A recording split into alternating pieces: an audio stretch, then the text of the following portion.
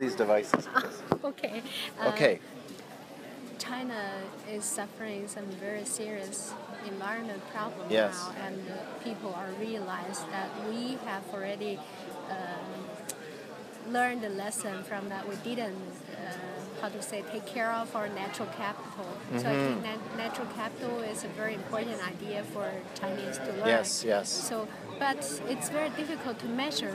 So how can we count it into our system? Because just as this morning, Dali said, the economic didn't take account of Our natural environment. assets, Yeah. yes. The natural resources, natural capital. Yeah. But how can we count it? Do you have any? So, I was advisor to China between 2003 and 2007 on China's Green GDP initiative. Hu Jintao and that. So we have the recommendation from the Central Planning Committee to adopt these ideas of ecological civilization, circular economy. Now, one thing, when I was invited in 2003, I was invited to talk about natural capital accounting and the experience internationally of green GDP. And what I said is the countries that were earliest adopters of the idea of natural capital accounting were Canada and Norway.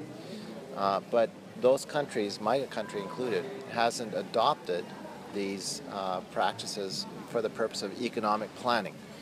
So now China at least made some progress in establishing a green GDP that counted pollution costs, and I believe it was something like 3% of China's GDP was just pollution costs. Now, that's just pollution. Now, what I would argue in any case for China or any country is that it has to... Oh, this is my son. Oh, that's nice. He's trying to help us to raise funds. You're going to help us? This is what I made and my colleagues designed and printed. So he's trying, because we do an exhibit and we found very lost and a lot of money that we cannot afford. So we made some bags. Oh, that's nice. So the first order of business would be to establish a balance sheet of natural assets for China. That would include how much arable land you have, your rivers, air, the quality of air, the different landscapes. So from wetlands to forests once that inventory has been done, we would establish how healthy those natural assets are. But the value of natural may be very difficult Not value initially, just physical inventory. Just what's the quality of our natural environment? What's the health of the forest, the agricultural land, the Yangtze River, and a proper accounting of that would show that where natural assets are healthy or at risk, right? So this accounting system, but the truth is no nations account for natural assets because no nations have balance sheets. A balance sheet is, what's typically used with companies to look at assets, liabilities, and equity, so distribution of well-being. So a natural asset balance sheet for China would establish an accounting of the entire land base, right? And as well as accounting for the liabilities, the risks to ecological health that are associated with, of course, the economy, right? So that's a big step, though, because, as I said, no nations have a balance sheet, and this is not the economic model that is used in the World Trade Organization or any international organizations. So once the natural capital balance sheet is established, then China can make decisions about how much of the productivity of the land it can use to create a sustainable economy, right? And how much it will have to import. So of course it will have to import certain materials, energy, oil and gas. I like your idea, the solar energy as pure income. Yeah. Now, so I see China making, now I know and that, you use way too much coal You have lots of coal. You have more coal than most countries. But our coal is occupied 2/3 of the all the energy consumption. Oh, by the way, later maybe after our call, I'll get you a booklet. Inside we put a China Ecological Civilization annual report. Maybe there's some statistics that you may think useful to you. So I would say that, as with all citizens, all Chinese citizens should have an honest accounting. Now, for me, I'm hopeful because having worked on the Xiaokang indicators for Chinese municipalities, that because of your centralized planning system, you still have the ability to mobilize these ideas on a national scale. I also understand that certain regions in China will feel that they will be hard done by, because the regions which have more resource extraction, therefore more pollution, versus Shanghai are, we don't want to penalize them either. So we want to have an honest accounting across the whole nation and say, well, how did the different regions now exchange natural assets? The resource-rich regions are going to supply coal to fuel Shanghai's electricity. But the other opportunities, and of course, are to invest some of that huge GDP growth in the renewable energy capacity of China, which I think China is doing. You have the biggest, I think, wind capacity now in the world, right? And you could quickly move to a solar economy, I think, very rapidly, like Germany has. Like Germany did it in 15 years. So China, I have great hope in China that, yes, environmental conditions are terrible. There's unnecessary human suffering because of pollution. And I would also argue that China could, one thing I observed is, in principle, China could decide, in a sense, to close its borders. In other words, it doesn't have to produce anymore for Walmart. And when I studied your economic policies, from going back to Deng Xiaoping, that if Xiaokang meant $4,000 US per capita GDP, you've already achieved that more. Now the problem is you're forcing farmers, the stewards of the land, to come into the cities. Well, that doesn't make sense. We have to find a way of keeping the farmers on the land and earning a sufficient income to have a good life, right, and produce healthy and good food. So, all of those things I observe as in terms of strategy for China. And I think because in the 1960s, 1970s, such as in Los Angeles, there was very serious smog. And the pollution make many people, including John Cobb and some others, they realize that the environment is so important. I think it's including Herman Daly and many others. And then the Western country, when they are trying to avoid the pollution, they move the manufacture to China, to India and other developing externalized, countries. Right? Externalized. But for China and India and some other developing countries, they have nowhere to move the manufacture. That's right. Yeah, there's nowhere else to move to. Yeah, so I agree with you that China, if we want to deal with the pollution, we cannot produce so much things for earning money. Maybe we just meet our needs, and then every country meet their needs. Yeah, well, this is my hope for China. So on the monetary side, if China, as Ellen Brown says, has adopted Abraham Lincoln's idea of centralized monetary policy to create enough money for China's needs without the dependency on private banks to create the money, then China is in complete control of its economic destiny, unlike any other nation right now.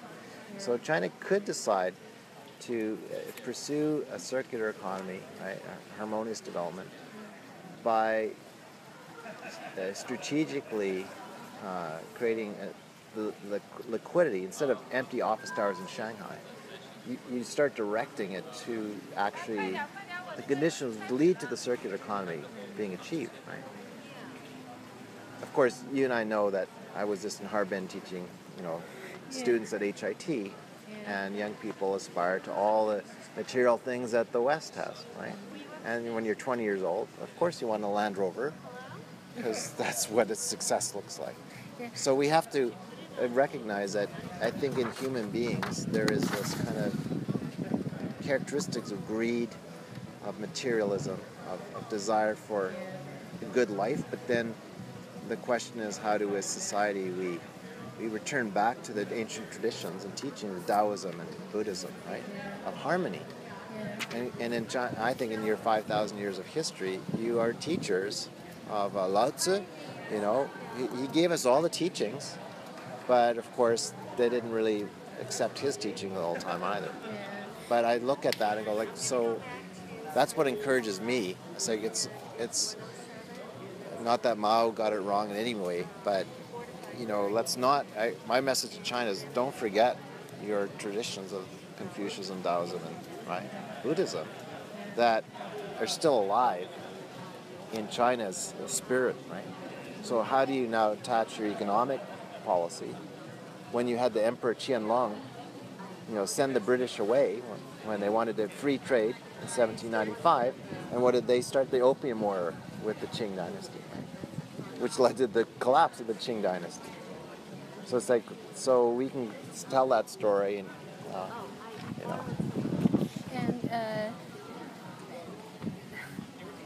And because China is now purposely slower down the economic growth, and a lot of factories are now closing because Really? Yeah, a lot of factories, because first some of them because pollution, they don't want to make so much pollution, and the second because we don't want to cost so much, including the natural capital and the human resources, a lot of other costs to produce things to export. So we are turning, but on the turn, because a lot of people are suffering unemployment. Before, when we trying to make a lot of goods, a lot of people coming to the city from villages, they abandoned their land. That's right. And then they became a city immigrant. But now the factory closed and they can't go back to the land. So do you think they should go back to the land, and maybe because some scholars said there will be a revolution on agriculture? There will, You believe so? Yes, of course. So look at your history. When do revolutions occur, right? I mean, you have to take care of the land. You have to encourage those land stewards to come back to the land. And I think one of the lessons China could learn from the West, in particular Israel and the ancient, is property. So, you know, I think we're more motivated to be good stewards of our little piece of land, and that's something I think China, you know, doesn't have experience with, but somehow there's a great truth and mystery in that. So, you know, working for the well-being of the land base, but still recognizing that some form of private property, maybe that's not the exact right word, is also a way to think about, you know, the strategy for. And I think if we encouraged the farmers, I mean, the fact that they can't go back, or they don't feel they can go back, or they don't feel they can't make enough money to pay for the life that they had in Beijing or Shanghai. So we have to, and money itself is a mental block. We could pay the farmers $20 an hour to grow good food. Of course, we'll pay more for it. But see, it's a mindset. As an economist, do you agree they're talking that the current modern industrial farming, it's not sustainable? No, it's not sustainable. So it's artificial. It's totally like what Vandana's talking about, right? You agree with her? Well, nature shows that when we do good farming, land, soil stewardship, we get more productivity. Nature is abundant. When we think it's just an empty vessel and we put fertilizer, the statistics might show greater yields, but eventually you get a collapse because the soil's exhausted. It's gray. You look at California, you get gray soil because it has no life. So, but if it's true that you actually eventually get greater yields, greater productivity. I was just reading a story about Matsumoto, a Japanese born, well, maybe third generation, in California, growing peaches in this drought. And he's saying, I wouldn't have believed it, but the peaches I'm growing now are amazing. They're more flavorful than anything I've ever... And we know this from growing grapes. Like, the less water, sometimes the richer the taste of the grape, the sweeter the wine, right? So it's like... And he's like, well, maybe all my model would said put more water so you get bigger peaches because people want big peaches, but it has no flavor. So I'd rather maybe eat a smaller peach, and I bite into it, I'm like, wow, this is a peach. Yeah. So how about the genetic modified food in Canada? Can I label it? I think it's not? crazy. It's crazy. It's arrogant. It's arrogant. It's arrogant to believe that you can, that for me, like as a Christian, God gave us all of this. This is all a gift, right? To say that I now have property rights over seeds, right? That I control, through a corporate license. How about the situation? Because I've never been to Canada, so I don't know. Is there a labeling law? I mean, law that force? No, we don't. You don't. No, just like we still the produce US. GMO canola. A lot of Monsanto's seeds are used. Here, about 80% of the processed food contain GMO integrant. Yeah. So as Vandana says, it's actually destroying our gut.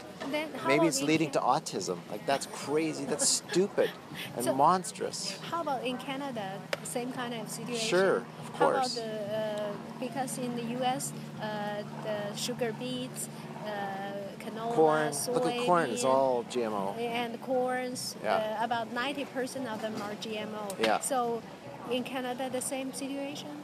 Yeah. Are you going? We're going, and then we're not. We have tomorrow. We have flight in the morning, so we got Monday we're not back tomorrow. All right. So you keep at that session. Keep it going. Thanks. We'll right. talk Nice about meeting you. You too. Yeah. Okay. Yeah. All right. Okay. See you Great soon. getting to We'll keep. have some time together. We'll keep writing. So how about the consumers? Because in the U.S. now, environmentalists and consumer groups are strongly opposed to GMO food and GMO industry.